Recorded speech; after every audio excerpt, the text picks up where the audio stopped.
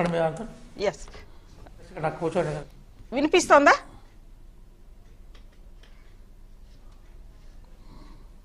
రియాజ్ గారు, నా వాయిస్ వినిపిస్తోందా మీకు? రియాజ్ గారు, యా రియాజ్ గారు,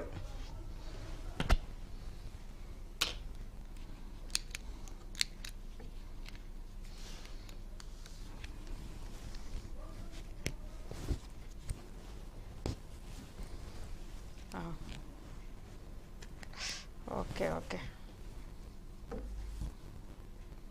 రైట్. ఇక రియాజ్ గారిది మళ్ళీ కూడా సాంకేతిక కారణాల రీత్యా రియాజ్ గారి కాల్ తీసుకోలేకపోతున్నాం. ఎస్ సుధాకర్ గారు, ఇందాక నేను లిక్కర్ పాలసీ గురించి చెప్తున్నాను. అక్కడ ఏమైందంటే అంతకుముందు ఉన్న గవర్నరే సంతకం పెట్టింది, తర్వాత వచ్చింది ఇంకొక ఆయన పేరు గుర్తు రావడంలో. మొట్టమొదటి ఉన్న గవర్నరే ఆయన యాక్చువల్గా 6 కరెక్షన్స్ ఇచ్చారు. పబ్లిక్ నుంచి 14,000 కరెక్షన్స్ వచ్చినాయి. వాటన్ని ఇంప్లిమెంట్ చేసుకుంటూ అప్పుడున్న గవర్నర్ గారు అంటే అది జరిగింది అందరికి కూడా తెలుసు. ఇప్పుడు ఇది అంతా జరిగిన తర్వాత next Aam Aadmi party political action ఎలా ఉండబోతుంది? డెఫినెట్గా అండి. ఎందుకంటే ఇంతకుముందు కూడా చెప్పాను, సింహం 2 అడుగులు వెనక్కేసినంత మాత్రాన్ని ఓడిపోయినట్టు కాదని. Now we proved our ourself చెప్పకుండానే కోర్టే ప్రూవ్ ఇచ్చి మళ్ళీ పైనుంచి ఊరుకోలేదు. కవిత గారి పార్టీని కూడా కలుపుకొని ఏమన్నా మీరు? లేదు, అట్లా ఏం లేదండి. ఎందుకంటే మేము మొదటి నుంచి కూడా ఆమ్ ఆద్మీ పార్టీగా ఇండివిజువల్గానే చేస్తాం. అంటే మాకు వచ్చే పాలసీల ప్రకారం ఒకటేనండి, కేజ్రీవాల్ గారు ఒక మాట చెప్పారు, బీజేపీ ప్రభుత్వం 22 రాష్ట్రాల్లో అధికారం ఉంది కదా, అక్కడ కనుక ఉచిత విద్య, ఉచిత వైద్యం, ఉచిత కరెంట్ ఇస్తానంటే నేను వచ్చి పని చేస్తానని చెప్పాడు ఆయన. వాళ్ళు ఇస్తానంటే మాకు అభ్యంతరం లేదు, ఎవరిస్తానంటే అభ్యంతరం లేదు ఆమ్ ఆద్మీ పార్టీకి. ఎందుకు మనకు కావాల్సింది ప్రజలకు కావాల్సిన ఇవ్వడమే. చాలా క్లారిటీగా చెప్పారు అంతకుముందు కేజ్రీవాల్ గారు.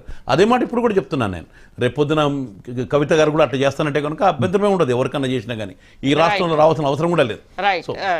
రియాజ్ గారు వినిపిస్తోందా? రియాజ్ గారు, అజిత గారు, సారీ అండి, టెక్నికల్ ప్రాబ్లం వల్ల ఇప్పటి వరకు తీసుకోలేకపోయాం. రైట్, అంటే ఇప్పటి వరకు కూడా ఈరోజు సరే జరిగింది, రౌస్ ఎవెన్యూ కోర్టు ఇచ్చిన తీర్పు, వీటన్నిటి నేపథ్యంలో ఇది మొత్తం కూడా ఈవెన్ సిబిఐని కూడా సిబిఐ డిపార్ట్మెంటల్ ఎంక్వైరీ కూడా చెయ్యండి అధికారుల మీద అని చెప్పి కోర్టు అభిప్రాయపడిన నేపథ్యంలో రాజకీయంగా జరిగిన నష్టం అనేది కోలుకోలేంది. ఏంటి అసలు ఇది రాజకీయంగా అటు ఆమ్ ఆద్మీ పార్టీకి కానీ లేదా ఈవెన్ ప్రతిపక్షాల మీద అన్నింటి మీద కూడా ఈ ప్రభావం పడింది ఆ రోజు. ఇది రాజకీయంగా 2024లో జరిగిన ఎలక్షన్స్లో కూడా ఈ ప్రభావం పడింది. ఈరోజు ఏంటి పరిస్థితి? దీనికి సంబంధించి కాంగ్రెస్ పార్టీ ఎలా చూస్తోంది? అజిత గారు, భారత రాజ్యాంగ సూత్రాలను అనుసరించి అట్లాగే భారతదేశ రాజకీయ విలువలను అనుసరించి సిబిఐ ఈరోజు ఏదైతే అసంబద్ధతో కూడుకున్న అసమగ్రమైన తప్పుడు సమాచారంతో కూడిన ఛార్జ్ షీట్ మీద చివాట్లు పెడుతూ గౌరవ స్పెషల్ కోర్టు చెప్పడాన్ని కాంగ్రెస్ పార్టీగా మేము స్వాగతిస్తున్నాం. ఇది ఈ రాజకీయ ప్రయోజనాల కోసం ఒకప్పుడు కాంగ్రెస్ ముక్త్ భారత్ నినాదం ఇచ్చిన బీజేపీ పార్టీ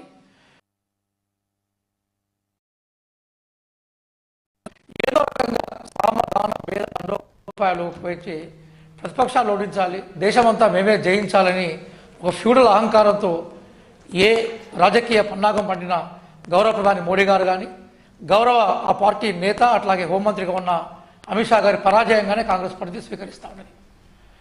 ఈరోజు సిబిఐ కానీ ఈడీ కానీ ఎలక్షన్ కమిషన్ కానీ ఇవన్నీ రాజ్యాంగబద్ధ సంస్థలండి. రాజకీయపరమైన విభేదాలు రాజకీయ పక్షాల మధ్య ఉంటాయి. తమ సిద్ధాంతాల ద్వారా కానీ తమ విధానాల మీద కానీ ఎలక్షన్లో గెలవాలని రాజకీయ పార్టీలు కోరుకుంటాయి.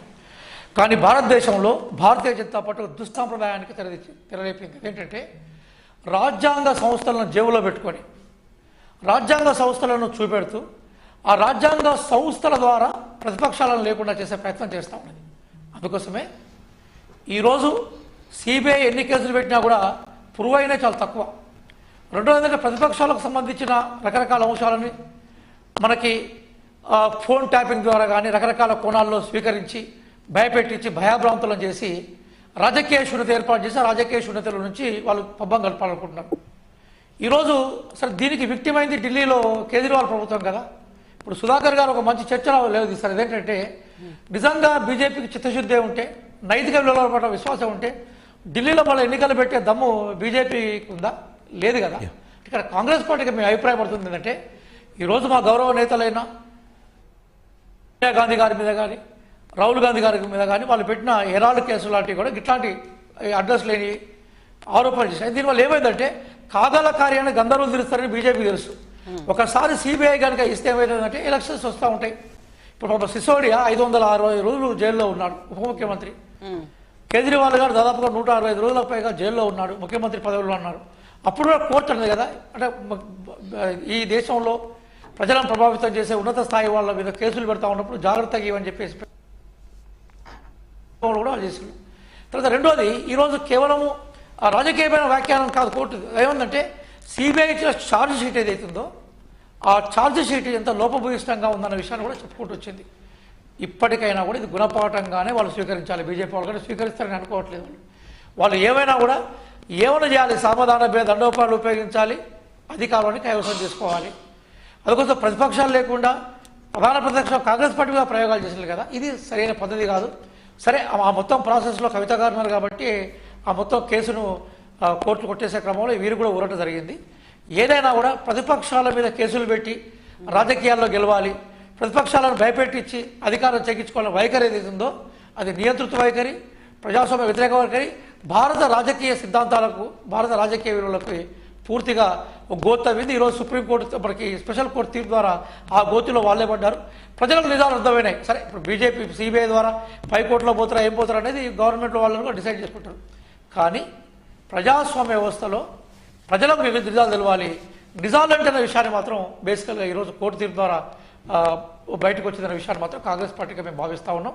ప్రతిపక్షాల మీద అణచివేత చేసే ధోరణి బీజేపీ మానుకోవాలని కూడా మేము హితవు చెప్తా ఉన్నాం బీజేపీకి. రైట్, శ్రీనివాస్ గారు. ఇప్పుడు రెండు విషయాలండి. ఒకటి, సరే రియాజ్ అన్న ఏం చెప్పాడో పార్టీ లైన్ తెలంగాణలో స్టాండ్ వారు చెప్పినారు, కానీ ఢిల్లీ స్టాండ్ అది లేదు. ఈరోజు మీరు చూడండి, ఇప్పుడే నేషనల్ మీడియాలో ఇప్పుడు తెలిసినా మీకు కనిపిస్తాయి వాళ్ళ అఫీషియల్ స్పోక్స్ పర్సన్స్ వారు ఏమన్నారంటే, మమ్మల్ని దోషిగా అండ్ కేజ్రీవాల్ మేమిద్దరం ఒక్కటే, ఈ కేసులో కావాలని ఇలా చేసి వాళ్ళు కేజ్రీవాల్ ఏది మాకు హెల్ప్ చేశాడట. సో అది వాళ్ళ యొక్క వర్షన్. ఇక్కడేమో కంప్లీట్ మరి ఆ పార్టీని ఏమనకుండా రియాజ్ గారు ఓన్లీ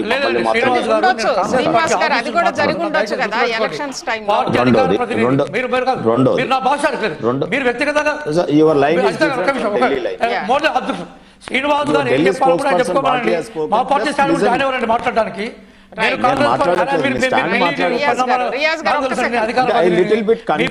మీ పార్టీ స్టాండ్ మీరు మాట్లాడకుండా వ్యక్తిగతంగా మాట్లాడుతున్నారు. మీ పార్టీ స్టాండ్ మాట్లాడుకో, మీ పార్టీ స్టాండ్ మాట్లాడుకో.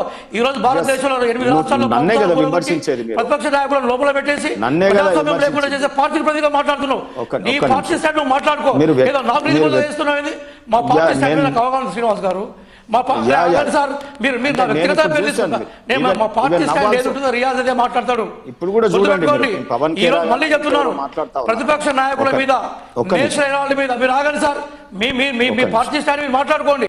మీ గౌరవ ప్రధాని మోడీ గారిని, మీ గౌరవ నాయకుడు అమిత్ షా గారిని సపోర్ట్ చేసుకోండి. కానీ మా పార్టీ స్టాండ్ కదా నేను భిన్నంగా, మా పార్టీ స్టాండ్ చాలా క్లియర్. బీజేపీ ఈ రోజు ప్రతిపక్షాలు అంచివేసే కోణంలో తప్పుడు కేసులు ఏవైతే పెడతా ఉందో వాటి పార్టీగా మేము వ్యతిరేకిస్తున్నాం. అది